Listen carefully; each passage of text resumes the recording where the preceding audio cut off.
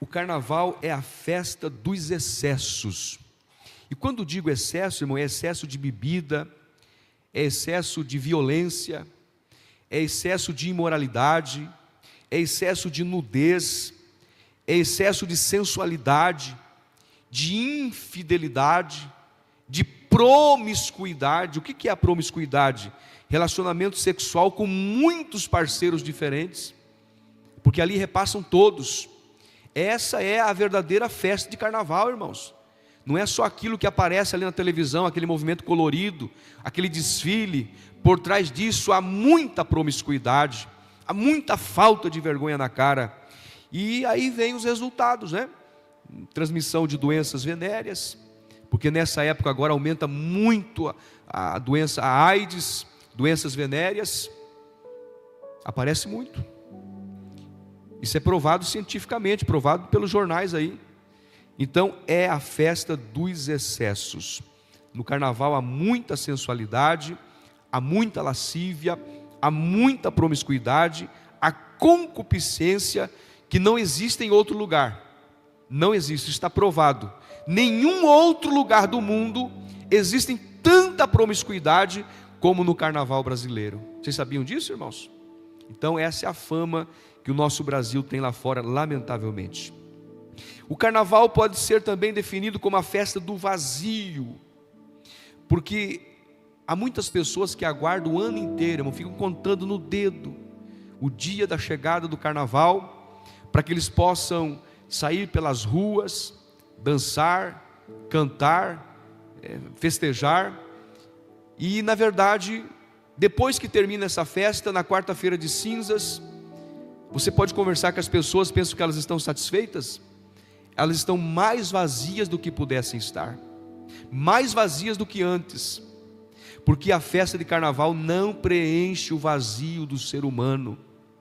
As pessoas vão a essas festas para se alegrar, e aparentemente você olha, parece que estão todo mundo felizes, né? Mas na verdade não estão. Eles estão buscando o sentido da vida e não conseguem encontrar, porque no carnaval não se consegue encontrar o verdadeiro sentido da vida.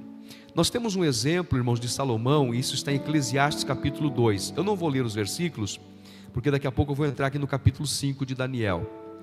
Mas vou citar como exemplo o caso de Salomão.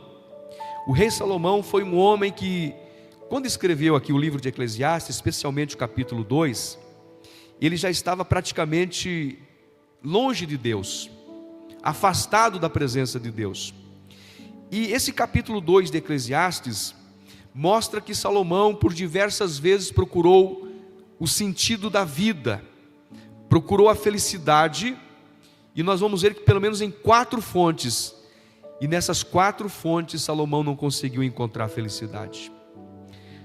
A primeira coisa que Salomão buscou para dar um sentido à sua vida, ele entregou-se à bebida. Não é isso que acontece hoje, irmãos? Tem gente que quando dá um problema conjugal, ele se entrega à bebida. Dá um problema no trabalho, se entrega à bebida. Dá um problema familiar, se entrega à bebida. Ele acha que a bebida vai resolver o problema dele, ou vai fazer esquecer os problemas. Salomão, quando estava passando na época das suas vaidades, ele entendeu que tudo é vaidade nessa vida. Ele foi buscar a felicidade na bebida, ele entregou-se à bebida, está aqui no capítulo 2. E isso acontece hoje também. Quantas pessoas que se entregam à bebida, bebem e bebem no excesso, bebem demais, especialmente nesse período de carnaval, onde eles pegam uma garrafa atrás da outra, né? 1, 2, 3, 4, 5, e vai virando as garrafas, e achando que no fundo da garrafa está a felicidade. Mas no final, quando seca a garrafa, o que vai encontrar é frustração, é tédio, é decepção, é dor, porque a bebida não pode preencher o vazio que existe no ser humano. Quantas pessoas, quem sabe que estão aqui esta noite, que outrora bebiam, viviam caídos nas sarjetas, mas hoje estão libertos, porque a bebida não preenchia o vazio da sua alma, mas quem preenche o vazio da alma é Jesus, e Jesus preencheu o vazio da sua alma. É por isso que você está alegre hoje, irmão. A pessoa lá fora bebe para se alegrar. O crente não precisa beber bebida alcoólica para se alegrar, porque ele tem Jesus na sua vida, e Jesus é a razão da sua alegria. Quem tem Jesus tem tudo, inclusive tem alegria na sua vida. Então Salomão foi tentar buscar o sentido da vida na bebida, e ele entendeu que a felicidade não estava no fundo de uma garrafa, não estava na bebida. A segunda coisa que Salomão buscou para dar sentido à sua vida foi no dinheiro, na riqueza. Aqui no capítulo 2 mostra que ele tornou-se um homem riquíssimo, dono de muitas propriedades. Ele olhou para o dinheiro e viu que o dinheiro era tudo vaidade. Ele viu que o dinheiro não passava de bolhas de sabão. Ele entendeu que o dinheiro não traz a verdadeira felicidade. Alguém até brinca, né? Não, se eu tiver dinheiro eu sou feliz, porque eu posso viajar pelo mundo todo, eu posso comprar a casa que eu quero, o carro que eu quero. Irmão, a felicidade não está aí em bens materiais. Tem muita gente que tem muito dinheiro por aí, e de vez em quando você tem uma notícia de que fulano, que era dono de tantas riquezas, tirou a própria vida, porque não tem felicidade no dinheiro, não tem felicidade nas riquezas, mas tem felicidade no dono do ouro e da prata, que é o Senhor Jesus Cristo. Todos aqueles que o aceitaram como seu Salvador e têm como seu Senhor, têm a verdadeira felicidade na vida. Então Salomão entendeu que o dinheiro não podia satisfazer e nem preencher o vazio da sua alma. A terceira coisa que Salomão buscou para dar sentido à sua vida foi no sexo. Primeiro ele foi na bebida, depois ele foi no dinheiro, na riqueza, e agora ele vai no sexo. Irmãos, eu acredito que Salomão, de certa forma, foi um homem único, porque eu não encontrei em nenhum lugar mais da Bíblia, nem na história, um homem que tivesse 1000 mulheres. Nem os maiores sheiks das Arábias não teve isso.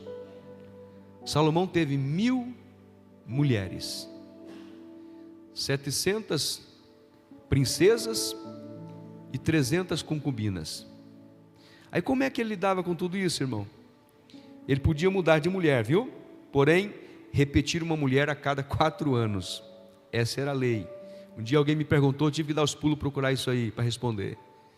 Imagina, irmão, Salomão com 1000 mulheres. Mas é por que ele fez isso? Ele quis buscar o sentido da vida na relação sexual, na vida sexual. E é interessante que a frustração dele foi tanto, que ele disse aqui no texto, que entre essas 1000 mulheres, ele não encontrou nenhuma. Aí eu pergunto para você, irmão, Salomão com 1000 mulheres, será que o problema estava nas 1000 mulheres ou estava em Salomão? O problema não estava nas mulheres, o problema estava em Salomão. Ele disse assim, entre essas 1000 mulheres não encontrei nenhuma. É porque, irmão, a satisfação sexual não preenche o vazio da alma humana. Você acha que essas pessoas que estão lá nesses carnavais da vida, irmãos, pulando, promiscuidade, pega tudo quanto é gente na reta, um em outro, troca de parceiro, faz o que bem quer, você acha que isso preenche o vazio da alma dessa gente? Você acha que isso deixa as pessoas felizes? Não, elas saem de lá frustradas, decepcionadas, e muitas delas ainda saem com uma doença brava. Então, meus irmãos, Salomão é um exemplo. Ele procurou a felicidade nas mulheres, na relação sexual, e não encontrou. A quarta coisa que Salomão buscou para dar um sentido à vida foi na busca pelo poder. Irmãos, os senhores sabem que Salomão tornou-se um homem muito poderoso, pelo seu poder econômico, pela sua cultura, pelo seu conhecimento, pela sua sabedoria, pela influência política que ele tinha. Tanto é que o reino de Israel e Judá, no tempo de Salomão, tornou-se o maior reino que já existiu na história. Ele tinha uma influência política muito grande, mas tudo isso ele escreve aqui, que não passou de vaidade. O poder, a fama, não preenche o vazio do ser humano. Tem muita gente famosa aí, irmão, que está dependendo de medicamento para poder dormir. Tem muita gente famosa aí que não tem alegria na alma, não vê a hora de tirar a própria vida. Mas você está aqui, irmão, talvez não tenha uma linda casa para morar, talvez não tenha um lindo carro para andar, talvez está só de bicicleta, mas você é feliz porque você tem Jesus na sua alma. Jesus preenche o vazio da alma humana. Você pode glorificar o nome desse Jesus que alegra o teu coração aqui esta noite? Então, moço, moça, adolescente, é para vocês entenderem que não adianta buscar o prazer, a alegria nessas coisas do mundo, porque às vezes tem adolescente aqui que fala: eu queria tanto conhecer lá fora, principalmente quem nasceu no berço evangélico, né? Eu queria tanto conhecer como que é lá. Irmão, jovem, adolescente, lá é frustração, lá é decepção. Você está no melhor lugar que você poderia estar, na casa de Deus.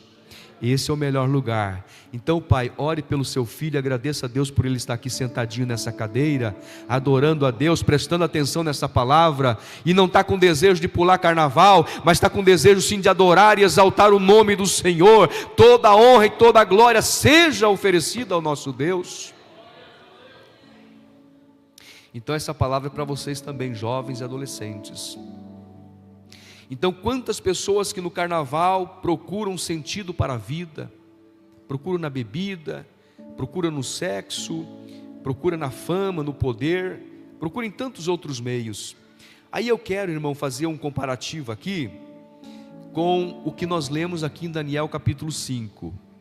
O que tem a ver essa festa de Beltzazar com o carnaval que nós temos hoje no Brasil?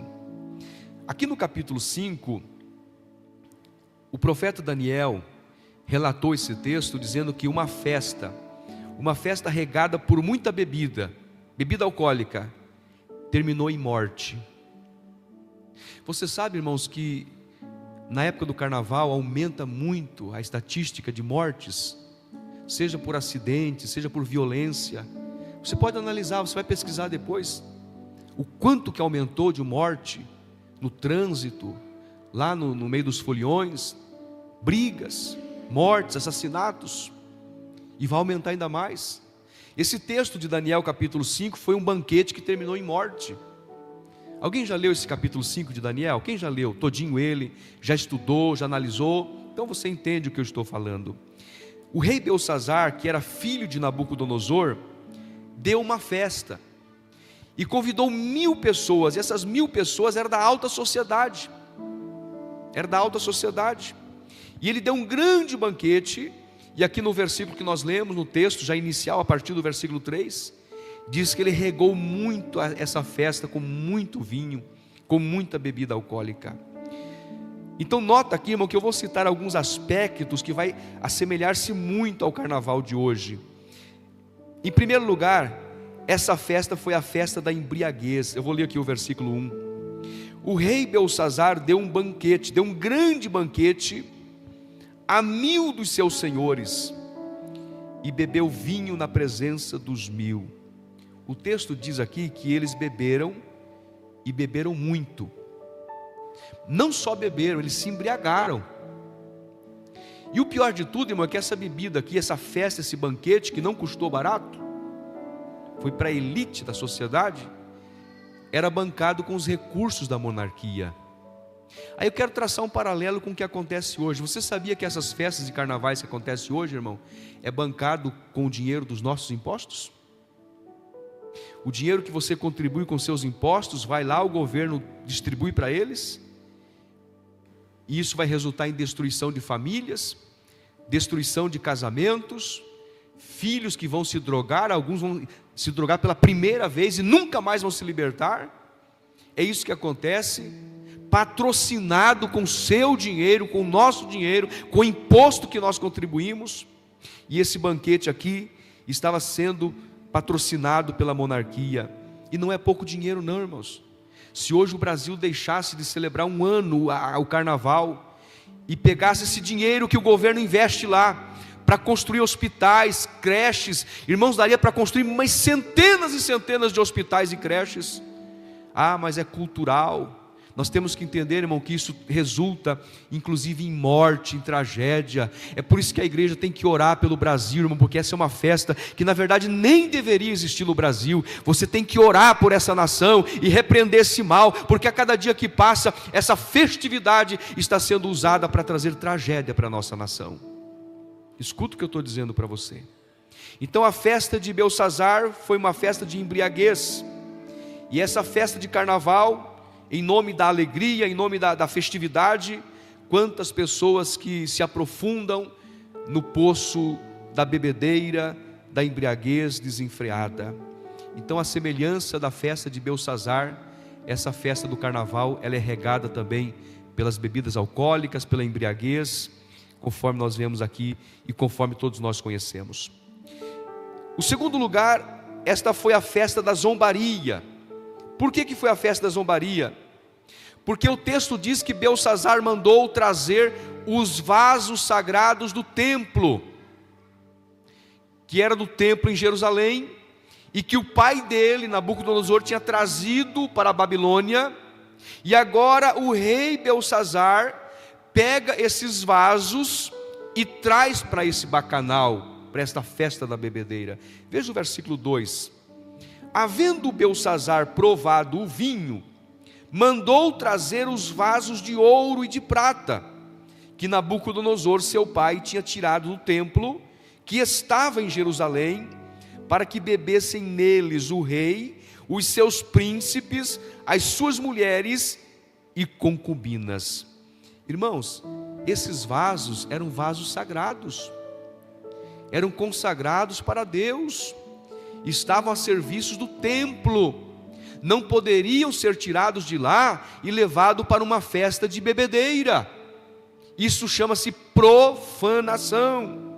Então ele estava aqui zombando, então por isso que era a festa da zombaria, porque Belsazar não tinha o mínimo de temor a Deus, não tinha o mínimo de reverência, e ele então pega aqueles vasos sagrados que eram destinados ao culto divino, à adoração a Deus, e ele agora está zombando das coisas de Deus. Ele está profanando aquilo que é sagrado, está profanando o templo, está profanando o culto a Deus. Aí eu pergunto para os irmãos: será que o carnaval do Brasil não faz isso também, irmãos? Você já parou para analisar as letras que são cantadas no carnaval do Brasil? São letras que profanam a Deus, são letras que atacam a fé cristã, são letras que atacam os evangélicos. Vocês têm observado isso, irmãos? Porque cada ano que passa parece que eles fazem questão de atacar a igreja, de atacar a fé em Deus, de atacar o próprio Deus.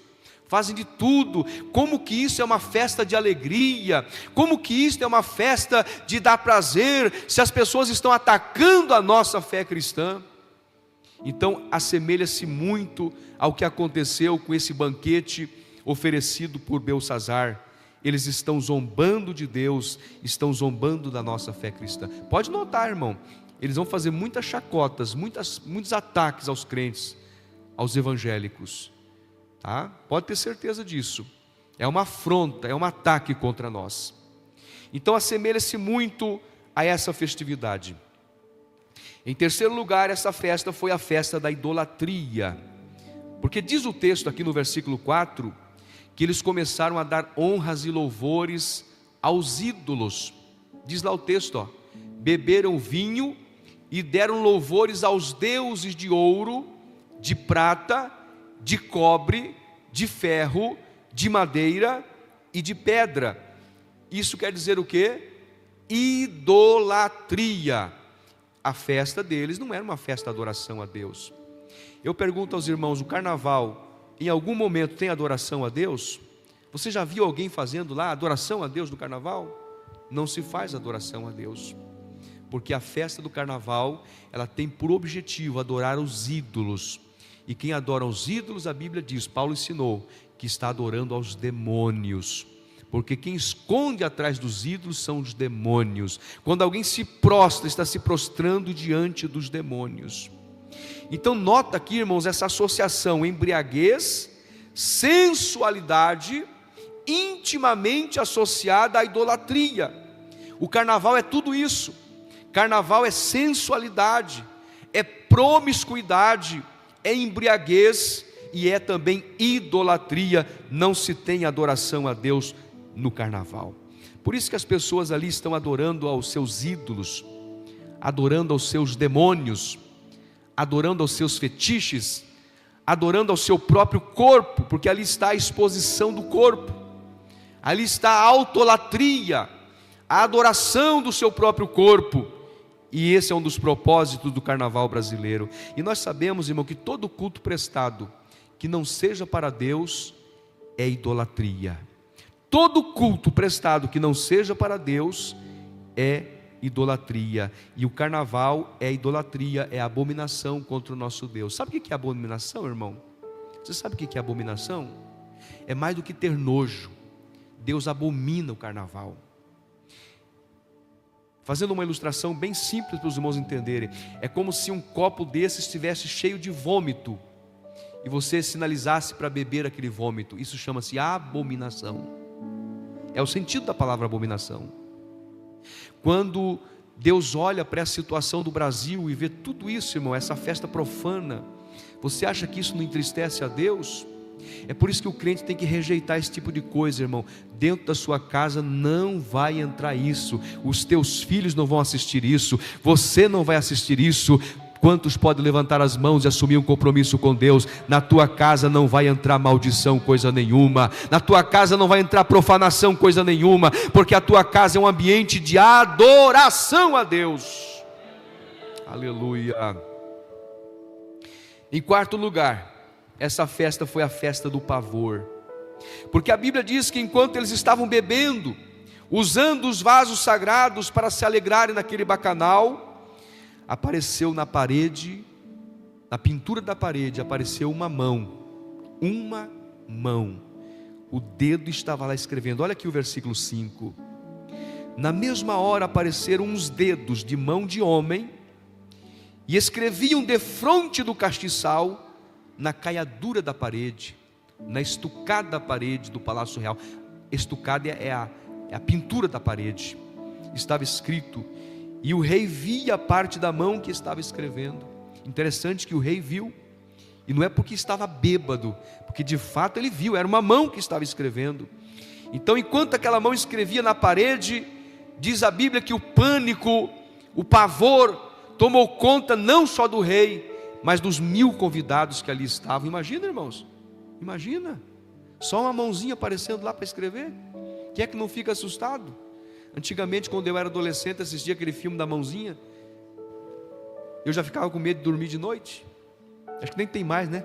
Aquela mãozinha, só a mãozinha andava, Deus do livro, tinha pavor daquilo lá. Como que pode uma mão andar desse jeito assim? Aí quando eu li esse texto, que lembrei daquela mãozinha do filme, eu tinha pavor daquilo lá. Agora você imagina, irmão, real, na parede, todo mundo olhando ali, ó, uma mão escrevendo, causou pavor, desespero. Então, irmãos, eu estou comparando isso com a festa do carnaval. A festa da carne pode produzir uma noite de alegria, pode produzir um final de semana de muita euforia, mas depois vem a consciência pesada, vem a dor no coração, vem a culpa, vem o sofrimento, vem as consequências e vem as sequelas. Por quê? Porque isso não agrada ao Senhor. Então veja bem aqui, irmãos, que nós temos visto dezenas de pessoas que estão indo para essas festas, e ao final das contas elas precisam de ajuda, elas precisam de oração, precisam de apoio espiritual, porque vão para a festa para se alegrar, mas elas chegam mais tristes do que estavam. Então elas precisam da nossa oração. Em quinto lugar, esta festa de Daniel 5 foi a festa do engano. Porque quando surgiu aquela mão na parede, irmãos, escrevendo, de imediato o rei Belsazar mandou chamar os magos, os encantadores, para que pudessem traduzir o que estava sendo escrito naquela parede. Está aqui, ó, no versículo 7. Ele fez até uma proposta. Quem interpretar essa frase misteriosa, diz lá o texto, ó, e ordenou o rei com força que se introduzissem os astrólogos, os caldeus e os adivinhadores.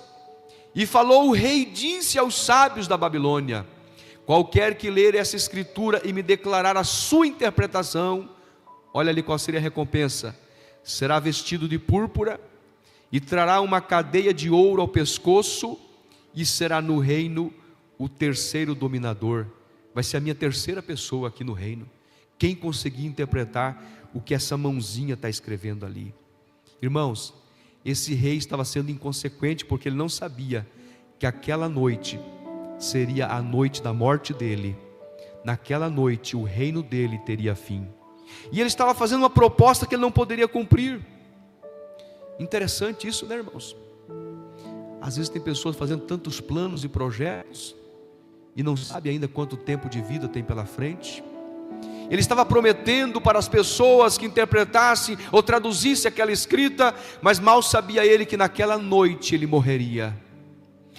É por isso que o crente tem que estar preparado todo momento, né, irmão? Porque não sabemos o que vai acontecer no dia de amanhã. Então o homem tem limites. É por isso que essa festa foi a festa da impotência humana. Porque quando os magos foram chamados para interpretar aquela escrita, diz o texto que eles não conseguiram interpretar aquelas palavras. Não conseguiram. Porque o homem tem limites, irmão. O homem tem limite, ele pode até ter uma noite de festejo, uma noite de prazer, um final de semana de alegria, aparentemente, mas ele não consegue discernir e definir o que é que Deus tem para ele amanhã. Mas aqui você está ouvindo uma mensagem, que se você tombar hoje, amanhã você vai estar com Deus. Se você tombar hoje, você sabe para onde você vai. Oh, aleluia! Por isso que o crente tem que ter certeza de salvação, porque ele está aqui respirando agora, mas se Deus cortar o fio da sua existência, você sabe para onde você vai. Quem aqui sabe para onde vai, irmão, se Deus cortar o fiozinho da existência? Belsazar não sabia. Fez uma proposta e não sabia que naquele dia Deus iria tratar com ele. Em sétimo lugar, essa festa foi a festa da ingratidão. É curioso que Daniel foi chamado para interpretar. Quando os magos, astrólogos, os caldeus foram chamados para interpretar, ninguém conseguiu. Mas a rainha estava lá e disse assim: olha, tem um moço aí, o teu pai, Nabucodonosor, colocou ele como chefe dos magos, ele vai conseguir interpretar. Daniel foi chamado para interpretar aquela frase misteriosa, e olha o que Daniel vai dizer para o rei. Eu vou resumir aqui, irmão, porque o texto é muito longo, né? O capítulo 5 de Daniel é muito longo, mas foi mais ou menos assim. Eu resumi aqui para os irmãos: olha, rei, foi o próprio Deus que impôs este reino da Babilônia nas mãos de teu pai.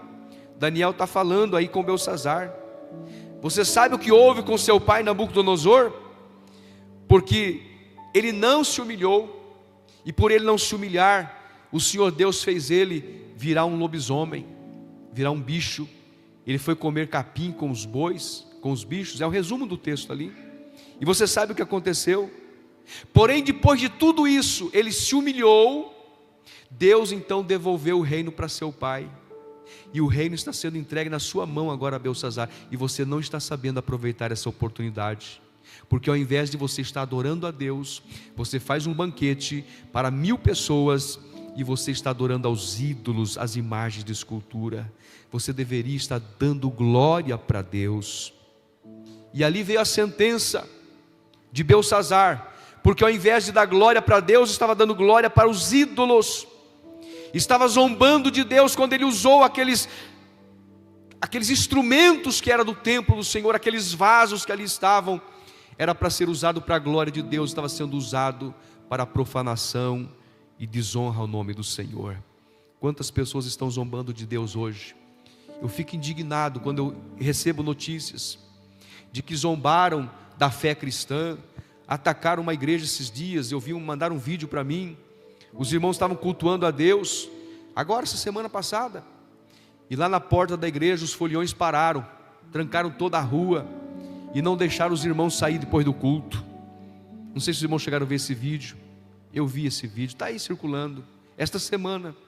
Os irmãos querendo sair da igreja, e não podiam porque eles estavam lá no portão, fazendo até gestos obscenos, falando palavras de baixo calão, atacando a igreja, atacando a fé cristã. Está lá, e eles estão fazendo isso, eles estão zombando de Deus. Mas a Bíblia diz, irmão, Deus não se deixa escarnecer. Aquilo que o homem semear, isto vai colher. Quando alguém está atacando uma igreja, irmão, não está atacando uma igreja, está atacando ao próprio Deus, porque a igreja é a menina dos olhos de Deus, a igreja é protegida por Deus. Então eles estão atacando as igrejas por aí, atacando a fé cristã, mas eu sei que Deus está cuidando de nós. As portas do inferno não prevalecerão contra a minha igreja. Em oitavo e último lugar, esta festa foi a festa do juízo de Deus. A Bíblia diz que Daniel interpreta aquela frase. O que é que estava escrito lá? Mene, mene, tekel, ufarsim, dizendo ao rei, versículos 26 a 28, rei, o teu reino foi contado e tirado das tuas mãos, você foi pesado na balança de Deus e achado em falta, e o teu reino será entregue nas mãos de uma outra pessoa, será entregue nas mãos de um outro reino. Naquela mesma noite o rei Dário estava mudando o curso do rio Eufrates, e naquela mesma noite a Pérsia, comandada pelo rei Dário, conseguiu invadir a Babilônia, que era uma cidade intransponível, mas quando desviou o rio Eufrates, eles conseguiram entrar na Babilônia, e Deus entregou o reino da Babilônia nas mãos dos medos persas. Veja bem, irmãos, as pessoas zombam até uma altura, mas quando o juízo de Deus vem, Deus trata com a pessoa. Eu vou dizer uma coisa, uma mensagem profética aqui esta noite para a igreja. O juízo de Deus virá sobre aqueles que estão zombando da fé cristã. Escute o que eu vou dizer aqui agora. Está sendo registrado e gravado isso. O juízo de Deus virá sobre todos aqueles que estão blasfemando do nome de Deus, estão zombando da nossa fé, diz o Senhor dos exércitos. Quem viver verá o que é que Deus vai fazer. Levante a mão para você glorificar o nome de Jesus.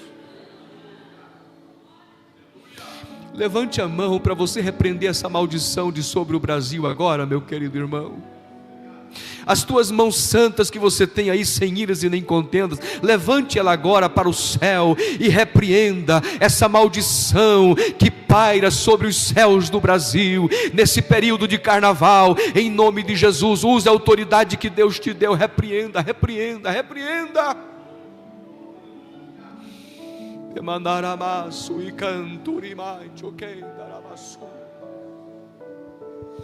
Há um poder e uma autoridade de Deus sobre a sua vida. Aleluia. Vamos estar em pé para fazer esse gesto, irmão. Você vai estar em pé e vai levantar as mãos agora, para você repreender. Eu estou sentindo de Deus de fazer isso agora, irmão. Que Deus venha guardar a nossa cidade, que Deus venha guardar o nosso estado, que Deus venha livrar a nossa nação brasileira. Escuta, irmãos, é um período de maldição que vem sobre o Brasil, neste período de carnaval, mas eu creio na oração da igreja, eu creio no poder de Deus. Você pode levantar as tuas mãos agora, irmão, se uma ou duas mãos, puder levantar agora, e você vai repreender aí, irmão, com a autoridade de Deus. Diga em nome de Jesus, toda a maldição desta nação está sendo repreendida agora. Aqueles que estão blasfemando, zombando da nossa fé e do nosso Deus, o juízo virá sobre eles. Glorifica o nome do Senhor.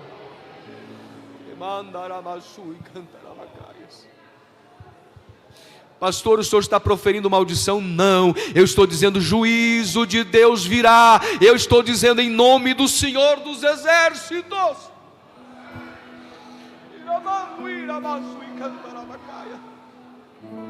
De Deus não se zomba. O que o homem semear, isso também ceifará. É questão de dias, e Deus está falando pela sua palavra.